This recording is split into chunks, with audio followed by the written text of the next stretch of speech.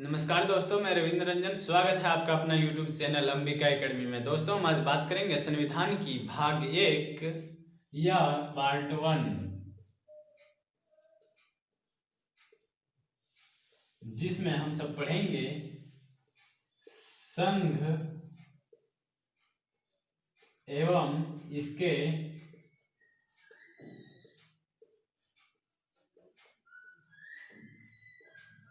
अधीन राज्य,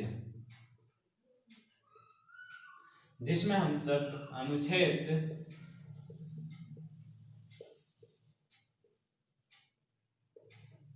1 से 4 तक पढ़ेंगे। तो दोस्तों, सबसे पहले अनुच्छेद 1 हम लिखेंगे और समझेंगे।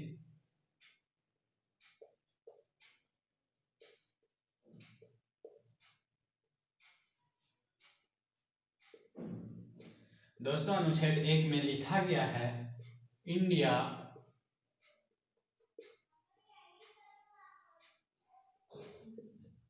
अर्थात भारत राज्यों का संघ है।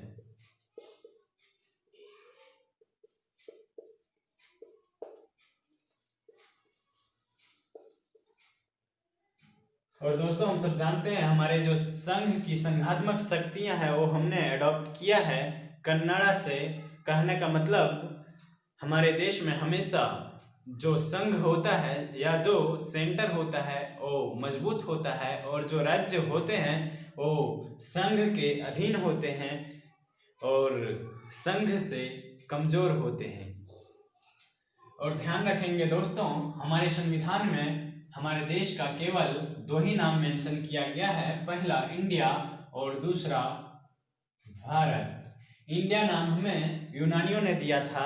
यूनानियों ने ही हमारी सिंधु नदी को इंडस कहा और हम कहलाए इंडिया। भारत नाम हम सबको महाभारत से मिला है। दुष्यंत और शकुंतला के पुत्र सम्राट भरत के नाम पर ही हमारे देश का नाम भारत कहलाता है।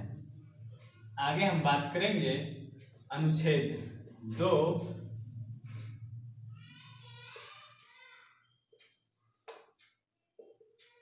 जिसमें लिखा गया है भारत में नए राज्यों या नए क्षेत्रों का प्रवेश। दोस्तों, अगर हमारे देश में कोई भी बाहरी राज्य या बाहरी क्षेत्र शामिल होना चाहे तो वो पॉसिबल है अनुच्छेद 2 के तहत। जैसा कि हम सबके पास एक उदाहरण भी है। हम सब जानते हैं सिक्किम जो है वो हमारे देश का ही रियासत हुआ करता था, लेकिन उसको बाद में हमारे देश में ही ऐड किया गया है। लेकिन दोस्तों, कब किया गया है तो हम सब जानते हैं, पहले 35वां संविधान संशोधन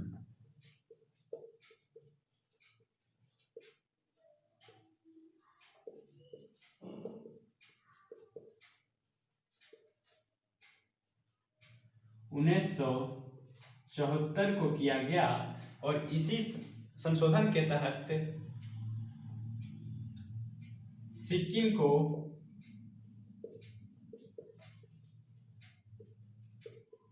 सहराज्य बनाया गया असम का। 35वां संविधान संशोधन 1974 के तहत असम का सहराज्य बनाया गया सिक्किम को। लेकिन दोस्तों, इसके अगले ही साल 36वां संविधान संशोधन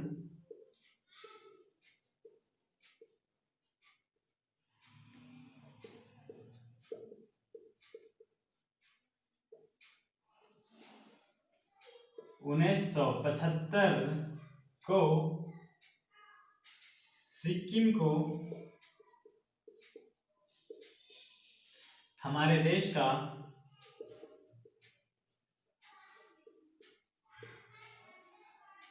बाईसवां राज्य बनाया गया।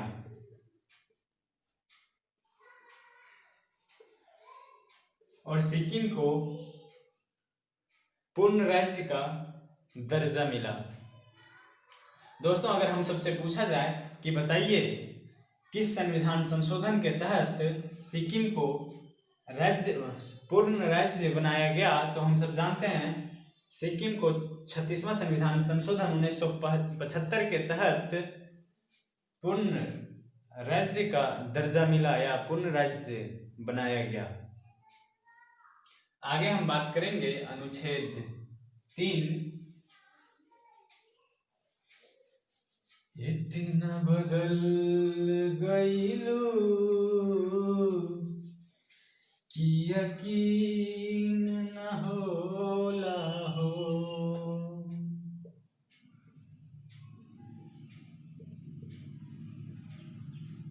अनुच्छेद 3 जिसमें लिखा गया है भारत में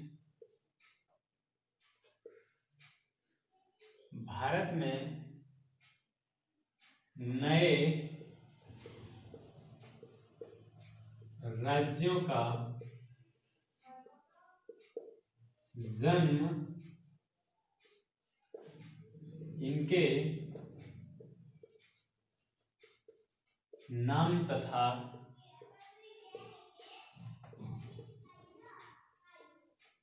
सीमाओं में परिवर्तन। दोस्तों, अगर हमारे देश में ही किसी नए राज्य का जन्म होता है और किसी राज्य का सीमाओं में परिवर्तन किया जाता है तो वो आर्टिकल 3 या अनुच्छेद 3 के तहत किया जाता है। इसके हमारे पास कई सारे उदाहरण भी हैं। जैसा कि हम सब जानते हैं, मध्य प्रदेश से अलग करके बनाया गया छत्तीसगढ़ और बिहार से अलग करके बनाया गया झारखंड। दोस्तों, ध्यान रखेंगे आर्टिकल 3 ही एक ऐसा अनुच्छेद है जिसमें किसी भी कानून को बनाने से पहले, किसी भी प्रोसेस बनाने से पहले राष्ट्रपति से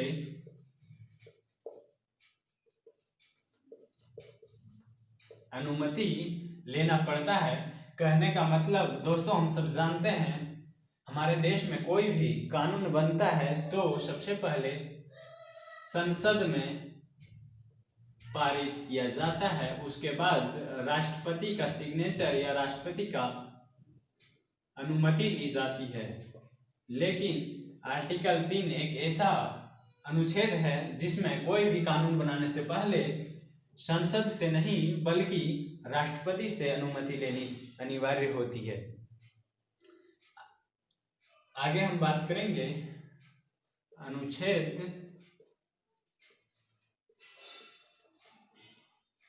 4। अनुच्छेद 4 में लिखा है कि अगर यदि आर्टिकल 1, 2, 3 को प्रभावित करने वाला कोई भी कानून बनाया जाता है तो उसके लिए संविधान में संशोधन करना जरूरी नहीं है, बल्कि एक साधारण विधेयक या ऑर्डिनरी बिल से भी किया जा सकता है। कहने का मतलब अगर